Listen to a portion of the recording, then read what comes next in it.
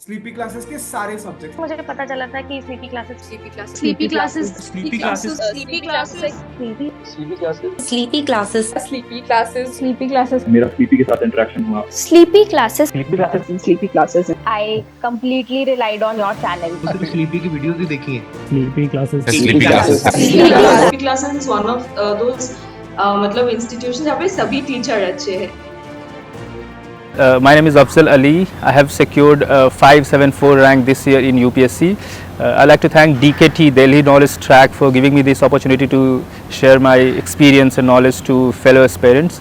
So here I would be talking about, since my optional was geography and I have scored a decent score of 295 in it, so I would be sharing my experience and my knowledge about how I dealt with map work in for prelims and for mains.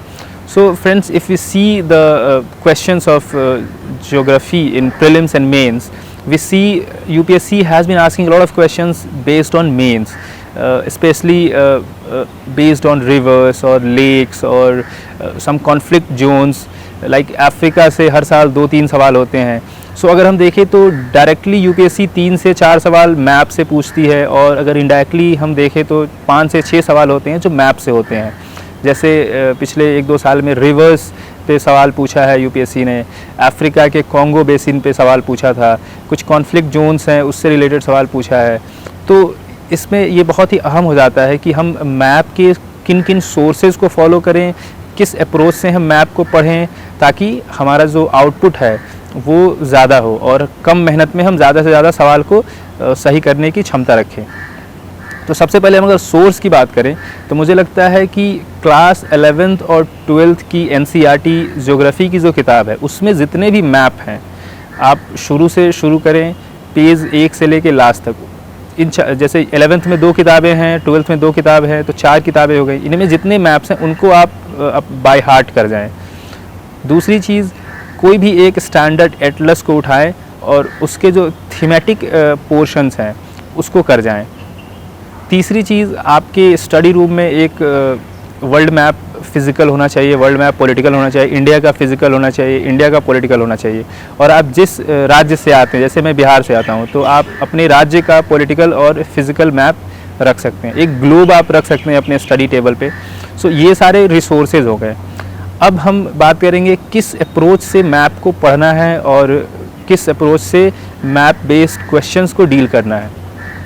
तो सबसे ज़्यादा ज़रूरी चीज़ है कि आप पिछले 10 साल में मैप बेस्ड जो भी क्वेश्चंस आए हैं उसको पहले लगाएं आप.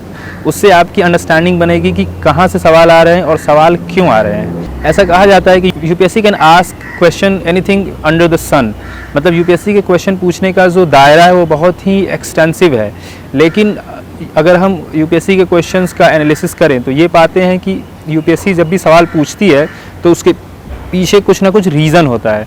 जैसे अगर ज्योग्राफी के भी मैप बेस्ड क्वेश्चन अगर यूपीएससी पूछ रही है तो उन्हीं जगहों से पूछेगी जो करंट अफेयर्स में न्यूज़ में होंगे या फिर बेसिक सिलेबस से होंगे. जैसे अगर अफ्रीका से पूछा था यूपीएससी ने कि 4-5 अफ्रीका के देशों का नाम था और why they were in news, because they were military कूप.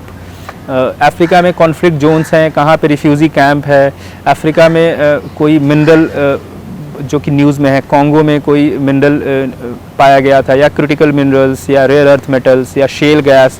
तो ये सारी चीज़ें हैं जो ज्योग्राफी के हैं और कहीं ना कहीं वो न्यूज़ में रहते हैं. जैसे साउथ अमेरिका में एक लिथियम ट्रायंगल है, अर्जेंटीना, बोलीविया, चिली जैसे देशों में.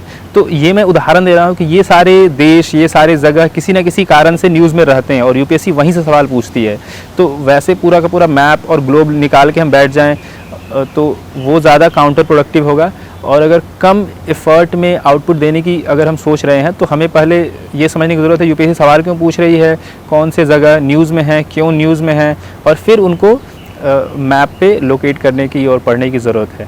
तो ये हो गया हमारा approach to tackle UPSC questions and the resources. Thank you so much to DKT for this interview, as well as I have seen a lot of their interviews before. The strategy that people have shared has helped me, so I am very grateful. DKT एक इस मामले में I used to also follow. जब मैं aspirant थी तो मैं भी DKT देखा करती थी. I used to see the toppers talk there also.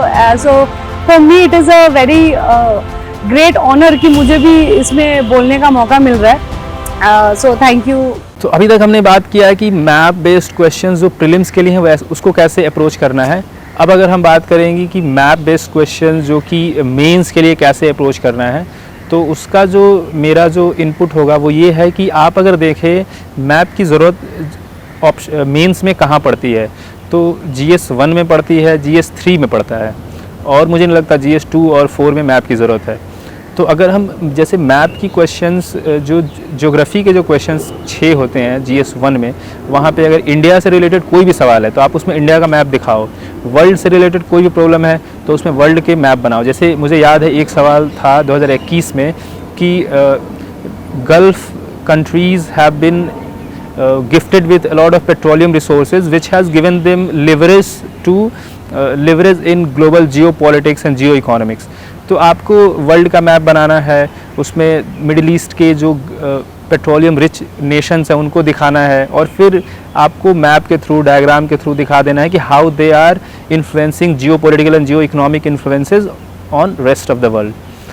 Same like इस साल पिछले साल एक सवाल था GS 1 में कि पुरवैया हवा जो है वो भोजपुर रीजन में बहुत ही ज़्यादा cultural, religious, socio economic influence दिखाती है. तो पुरवैया हवा ओरिजिनेट कैसे होती है और ये सारे इम्पैक्ट्स कैसे होते हैं. तो उसमें आप इंडिया का मैप दिखाइए, उसमें आप पुरवैया हवा का जो डायरेक्शन है वो दिखाइए, भोजपुर कल्चरल रीजन को आप दिखा सकते हैं मैप में. तो इस तरीके से हमें थीमेटिक मैप्स को समझने की ज़रूरत है, इंडिया बेस्ड और वर्ल्ड बेस्ड. और 10 सेकंड में, 15 सेकंड में मैप कैसे ड्रॉ करने हैं, एक neat and clean decent map कैसे ड्रॉ करने हैं, बॉक्स कैसे करना है, जो भी इम्पॉर्टेंट नोमेनक्लेचर्स हैं मैप में वो कैसे लगाना है, इम्पॉर्टेंट लैटीट्यूड एंड लॉन्गिट्यूड्स को कैसे दिखाना है, नेमिंग कैसे करनी है. ये सारे चीज़ हैं जो कि मैप ड्रॉ करते समय हमें ख्याल में रखना होता है, और उससे हमें 1 या आधा नंबर ज़्यादा मिल सकते हैं, जो कि ओवरऑल हमारे मेंस के मार्किंग में हमें हेल्प करेंगे.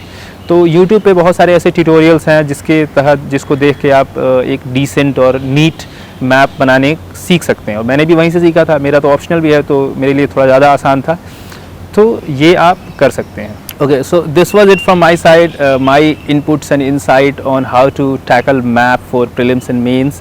I'd like to thank DKT Delhi Knowledge Track for giving me this opportunity to share my experience and knowledge. Thank you.